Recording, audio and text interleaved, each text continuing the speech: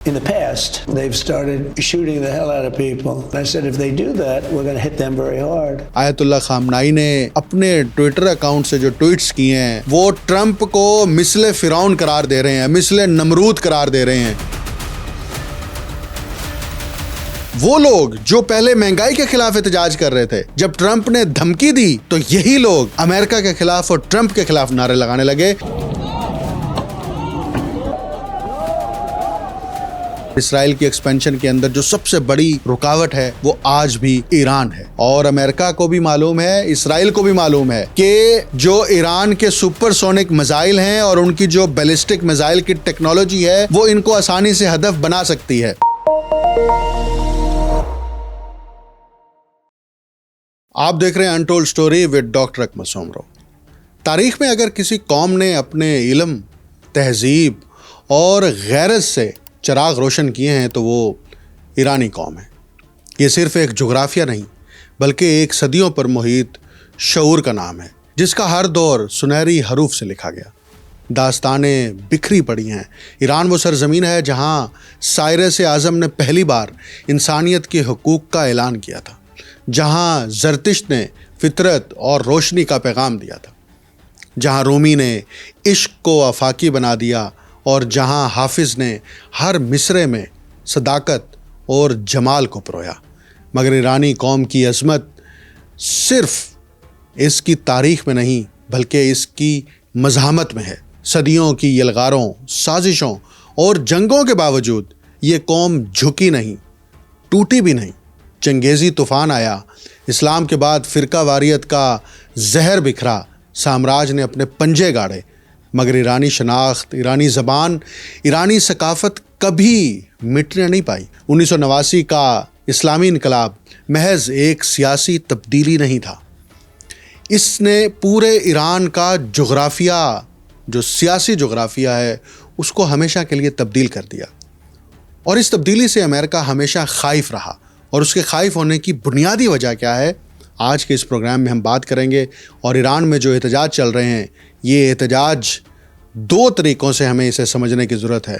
एक foreign intervention, जिसकी तरफ इशारा ईरान के वज़ीर ख़ारजा अब्बास इराक़ची ने अपनी मुतअद्दिद प्रेस कॉन्फ्रेंस और सरकारी बयानात में जारी किए, और दूसरा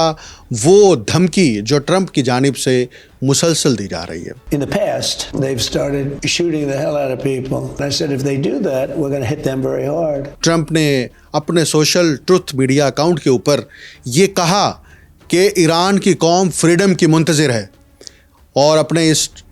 ट्वीट के ज़रिए से, अपने इस पैगाम के ज़रिए से ये वाज़े किया कि अब ईरान के मुस्तकबिल का फ़ैसला अमेरिका करेगा। और अमेरिका को ये ज़ौम इसलिए अब ज़्यादा है कि वेनेज़ुएला से जब वहाँ के सदर को सदारती महल से अगवा करके, वहाँ से गिरफ़्तार करके उसे न्यूयॉर्क लाकर अदालत में पेश किया, तो अमेरिका अब ये समझ रहा है कि वो अपनी इस तरह की कार्रवाई किसी भी मुल्क में कर सकता है। लेकिन अमेरिका को ये पेश नज़र रखना होगा कि ये ईरान है जो 45 बरस से मुसलसल अमेरिका के ख़िलाफ़ लड़ रहा है, और अमेरिका के ख़िलाफ़ लड़ने की सिर्फ एक ही वजह है कि इस खित्ते के अंदर मशरिक़ वस्ता में जो इसराइल है वो अमेरिका का ना सिर्फ साथी है, इत्तेहादी है, बल्कि अमेरिका इसराइल को बरह रास्त हमेशा से प्रोटेक्ट करता आया। और अभी जो एहतजाज चल रहे हैं, इस एहतजाज में अगर हम जायज़ा लें तो एक तरफ वो लोग सड़कों पर आए जो महंगाई के ख़िलाफ़ सरापा एहतजाज थे, जो ये बात कर रहे थे कि महंगाई की वजह से उनका जीना मुहाल हो गया है। लेकिन दूसरी तरफ लाखों लोग वो भी सड़कों पर आए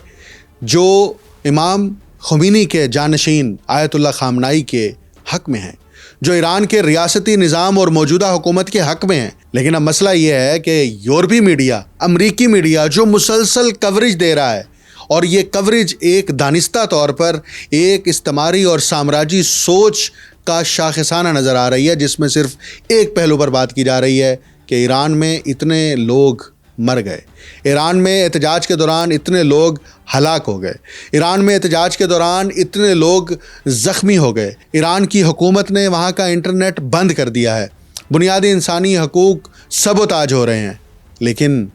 उन रैलियों की कवरेज नहीं हो रही जिसमें वो लाखों लोग पूरे ईरान के तमाम सूबों में सड़कों पर इस हक़ में हैं कि वो रियासत के साथ हैं। اور اسی کے ساتھ ایک نیا یو ٹرن آیا جو کہ انتہائی غیر متوقع ہے، جس کی وجہ سے امریکہ اب خائف ہے اور پریشان ہے۔ بلکہ وہ لوگ جو پہلے مہنگائی کے خلاف احتجاج کر رہے تھے، جب ٹرمپ نے دھمکی دی تو یہی لوگ امریکہ کے خلاف اور ٹرمپ کے خلاف نعرے لگانے لگے، کیونکہ ان کی طرف سے یہ بیانات آئے اور بے شمار ویڈیوز پڑھی ہیں کہ وہ نوجوان، وہ جنریشن زی کے لوگ وہ کہہ رہے ہیں کہ ہمیں یہ بات قابل قبول نہیں ہے کہ ہمارے احتجاج کو امریکہ ہائی جیک کرے،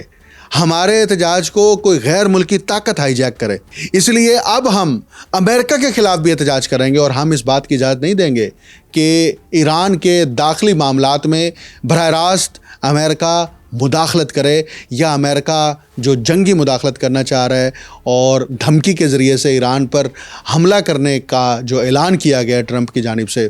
ہم اس کی اجازت نہیں دیں گے۔ اب یہاں پر ایک اور بڑا اہم پہلو ہے جس کو ہمیں پیش نظر رکھنا ہوگا کہ ایران کے ہمسایہ ممالک کی جو مجرمانہ خاموشی ہے، کیا وہ یہ تماشا دیکھنے کے لیے بیٹھے ہیں کہ ایران کے اوپر ایک اور لیبیا کی طرز کا، ایک اور عراق کی طرز کا،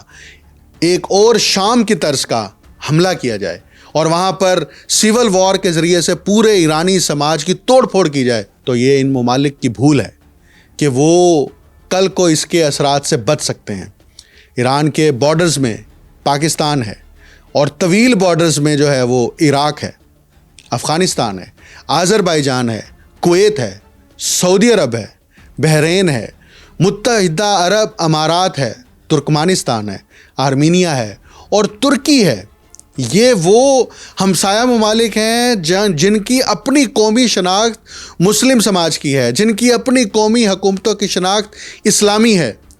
لیکن وہ ایران کے گرد گھیرا تنگ کرنے والے امریکہ کی اس دھمکی پر خاموش ہیں۔ اور یہ خاموشی پر اصرار نہیں ہے، یہ مجرمانہ ہے،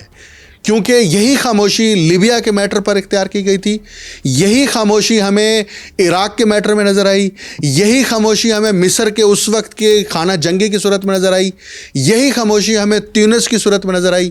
اور اگر اب اسی خاموشی کے تسلسل کو جاری رکھا جاتا ہے تو اس کا مطلب یہ ہے کہ یہ تمام ہمسایہ ممالک دانستہ طور پر امریکہ کے اس پلان اور منصوبے کا حصہ ہیں جس کا ہدف یہ ہے کہ رجیم چینج کیا جائے، اور رجیم چینج آپریشن کے اندر یہ ممالک نادانستہ طور پر امریکہ کا ساتھ دے رہے ہیں۔ امریکہ ایران پر جارحیت صرف اس لیے کرنا چاہتا ہے کہ امریکہ اسرائیل کو بچانے کا خواہش مند ہے، اور امریکہ اسرائیل کو اس لیے بچانا چاہتا ہے کہ 2005 میں اس وقت کی سیکرٹری آف اسٹیٹ کنڈولیزا رائس نے جب گریٹر اسرائیل کے منصوبے کی پہلی دفعہ اصطلاح شروع کی تھی تو اس کے بعد یہ واضح ہو گیا تھا کہ اس خطے کے اندر اسرائیل کی ایکسپینشن ضروری ہے، اور اسرائیل کی ایکسپینشن کے اندر جو سب سے بڑی رکاوٹ ہے وہ آج بھی ایران ہے، کیونکہ ایران اپنی دو ٹوک پالیسی سے پیچھے نہیں ہٹا، اور وہ پالیسی کیا ہے؟ قومی خود مختاری، داخلی آزادی اور اپنے قومی فیصلے قومی مفادات کے تحت کیے جائیں۔ لیکن امریکہ یہ چاہتا ہے کہ یہاں کے نیچرل ریسورسز، یہاں کا تیل، یہاں کے دیگر وسائل پر قبضہ امریکی ملٹی نیشنل کمپنیوں کا ہوگا، اور امریکی ملٹی نیشنل کمپنیاں یہاں کے وسائل کو نہ صرف اس کو ایکسپلائٹ کریں گی بلکہ یہاں کا منافع اپنی منڈیوں میں، اپنے ملک میں واپس انڈیلیں گی۔ اور یورپی میڈیا آج بھی یہ پروپیگنڈا کر رہا ہے اور بار بار یہ پروپیگنڈا کر رہا ہے کہ ایران کے اندر جو ایران کی عوام ہے وہ ایٹ لارج سکیل ایک تبدیلی چاہتی ہے، اور اس کے لیے ایک ٹپیکل ٹرم استعمال کی جا رہی ہے۔ اس سے اندازہ ہوتا ہے کہ امریکہ اور یورپی میڈیا کس حد تک خوف کا شکار ہے کہ ایران کے اندر ملا رجیم ہے، ملا رجیم کو ختم ہونا چاہیے۔ ایران کی اپنی آبادی، ایران کا اپنا جمہوری نظام جو ہے وہ اس بات پہ کبھی تیار نہیں رہا کہ غیر ملکی طاقتیں ایران کے اندر انٹروین کریں، اور یورپی میڈیا ہی یہ خبریں شائع کر رہا ہے، یہ خبروں کے اوپر پروگرام کر رہا ہے، تبصرے کر رہا ہے، کالم جاری کر رہا ہے کہ آیت اللہ خمینی کو ملک بدر کیا جائے گا، یا پھر امریکہ خدا نہ خواستہ آیت اللہ خمینی کو ہمیشہ کے لیے راستے سے ہٹا دے گا، اور یہاں پر وہی کچھ ہوگا جو وینزویلا میں ہوا، یہاں پر وہی کچھ ہوگا جو شام میں ریسنٹلی ہوا۔ اور اس کے لیے انہی میڈیا ہاؤسز کی جانب سے وہ خود ساختہ کراؤن پرنس جس کے والد محترم کے ہوتے ہوئے ایران کے اندر فسطائیت تھی، جس کے والد کے دور کے اندر ایران براہ راست امریکہ کا نہ صرف الائے تھا بلکہ امریکہ کے گلوبل ورلڈ آرڈر کا حصہ تھا۔ اس کا بیٹا رضا پہلوی، جس کی عمر 65 برس ہے، وہ آج امریکہ میں مقیم ہے، اس کا راستہ دکھایا جا رہا ہے اور اس کے بیانات جاری کیے جا رہے ہیں کہ رضا پہلوی ایرانی عوام سے اپیل کر رہے ہیں کہ بڑا رائٹ ٹائم ہے کہ ہم اس رجیم سے نجات حاصل کریں۔ اور رجیم کا لفظ جان بوجھ کر استعمال کیا جاتا ہے، اس کے پیچھے ایک پوری اصطلاح، اس کی سائنس ہے کہ رجیم کا لفظ استعمال کر کے بنیادی طور پر اس پورے سرکاری یا گورنمنٹ بندوبست کو متنازع بنایا جاتا ہے، اور اسی رجیم چینج کا لفظ استعمال کر کے شاہ ایران کے بیٹے، جس کو کراؤن پرنس کہا رہا ہے، اور یہ کراؤن پرنس جو ہے یہ امریکی اور یورپی میڈیا بار بار کہہ رہا ہے، رضا پہلوی جو ہیں وہ ایران واپس جائیں گے اور ایران کی ترقی میں کردار ادا کریں گے۔ لیکن ٹرمپ نے جب امریکی فوج کو یہ بلایا اور امریکی فوج کے جرنیلوں کو یہ ٹاسک سونپا کہ ایران کے اوپر کیسے اٹیک کیا جا سکتا ہے، تو اس کے لیے فوج نے ابھی تک اجازت ہی مانگی ہے اور اپنا فائنل پلان نہیں دیا، کیونکہ ایران پر حملہ کرنا اتنا آسان نہیں ہے۔ ایران نے بالکل واضح طور پر یہ کہہ دیا ہے کہ اگر امریکہ ایران کے اوپر اٹیک کرتا ہے اور ایران کے داخلی معاملات میں مداخلت کرتا ہے تو ہم ریٹیلیٹ کریں گے۔ اور ریٹیلیشن کیا ہوگی کہ یہاں پر موجود جو فوجی اڈے ہیں، جس کا سب سے بڑا مرکز قطر ہے، قطر کے اندر العدید ایئر بیس کو ہم نشانہ بنائیں گے۔ اور امریکہ کو بھی معلوم ہے، اسرائیل کو بھی معلوم ہے کہ جو ایران کے سپر سونک میزائل ہیں اور ان کی جو بیلسٹک میزائل کی ٹیکنالوجی ہے وہ ان کو آسانی سے ہدف بنا سکتی ہے، لیکن امریکہ کے اندر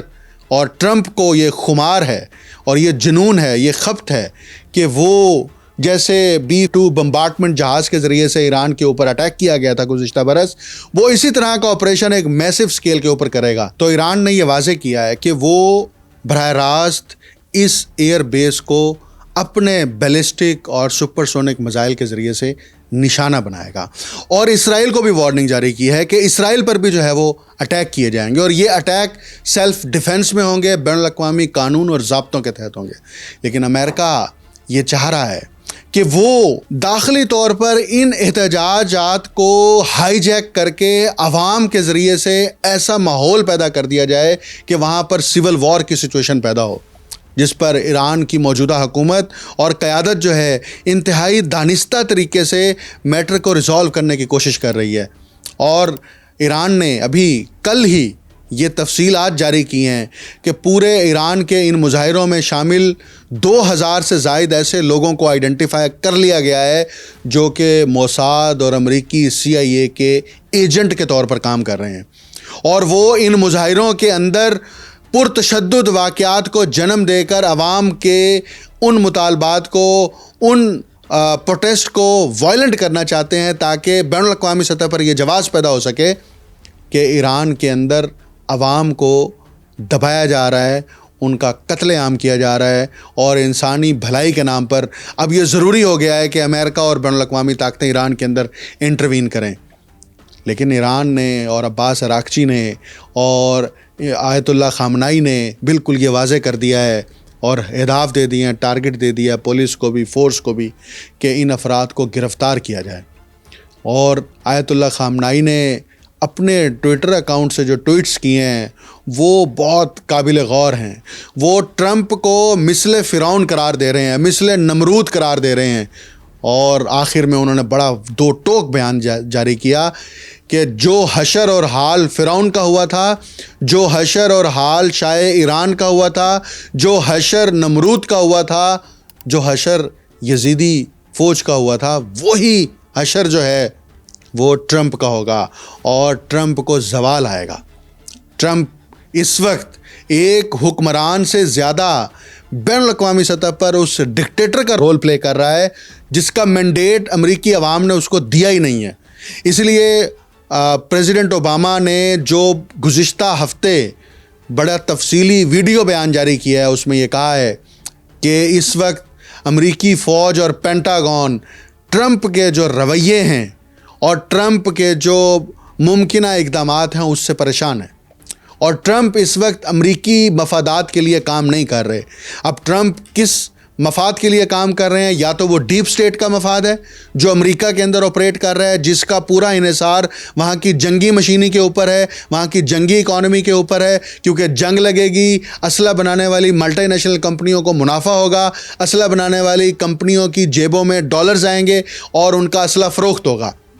اور اگر ٹرمپ جو ہے وہ اس وقت ڈیپ سٹیٹ کے ہاتھوں یرغمال بن چکا ہے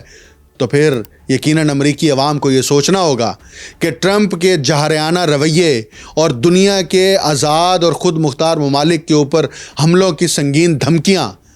گرین لینڈ کے اوپر حملہ کرنے کی دھمکیاں، کیوبا کے اوپر حملہ کرنے کی دھمکیاں، اسی طرح میکسیکو کے اوپر حملہ کرنے کی دھمکی، یہ وہ رویہ ہے جو ٹرمپ کی سرشت میں شامل ہو گیا ہے. اور ٹرمپ نے اس کی طرف اشارہ کرتے ہوئے یہ کہا کہ اگر مڈ ٹرم الیکشن کے اندر ڈیموکریٹس ہمیں شکست دے دیں گے تو ڈیموکریٹ سب سے پہلے میری امپیچمنٹ کریں گے اور ٹرمپ کی امپیچمنٹ بنے گی. ٹرمپ کا جو یہ دعویٰ ہے کہ وہ دنیا کے اندر امن قائم کرنا چاہ رہے ہیں اس لیے ان کو نوبل پیس پرائز دیا جائے، یہ دعویٰ جھوٹا ہے. اور ایران کی عوام اس وقت ڈٹ گئی ہے اور ایران کا خود داخلی نظام جو ہے وہ اس وقت نہ صرف امریکہ کو، اسرائیل کو اور یورپی ممالک کو یہ واضح پیغام دے رہا ہے کہ ہم اپنی قومی سالمیت پر داؤ نہیں لگائیں گے. تو ایسے میں ایران کے جو قریب اتحادی ہیں، چین ہے، روس ہے، ان پر بھی ذمہ داری عائد ہوتی ہے. چین اور روس محض اپنے اتحادیوں کو ایسے امریکہ کے آگے بے بس اور لاچار چھوڑتا رہے گا تو کل کو روس اور چین کے ساتھ بھی کوئی کھڑا نہیں ہوگا. اور روس اور چین اپنی بین الاقوامی سطح پر طاقت کا اظہار کریں، ان کے پاس پلیٹ فارم ہے، سیکیورٹی کونسل ہے، اقوام متحدہ ہے. اگرچہ امریکہ کا براہ راست اس کے اوپر کنٹرول ہے، لیکن یہ معاملات صرف بیانات تک نہیں رہنے چاہیے. اور ایران کے ہمسایہ قریبی ممالک اگر اس آگ کو ابھی محسوس نہیں کر رہے تو یہ آگ کل کو ان کے گھروں کو بھی جلائے گی اور تب بچانے والا کوئی نہیں ہوگا. گریٹر اسرائیل کا خواب، اس کے اندر ایران ہمیشہ بڑی رکاوٹ رہا ہے اور رہے گا. ایران کی عوام آج بھی اپنی قومی سلامتی اور خود مختاری کے لیے پرعزم ہے اور اس کے تحفظ کرنے کے لیے اپنی جانیں دینے کے لیے بھی تیار ہے. امریکہ اس طرح کی انٹروین کر کے ایک نیا منصوبہ رضا پہلوی کی صورت میں ایران میں نافذ نہیں کر سکتا اور اس کو کامیابی نہیں ملے گی. یہ وقت ثابت کرے گا. مجھے ڈاکٹر اکمل سمرو کو اجازت دیجیے. اللہ حافظ.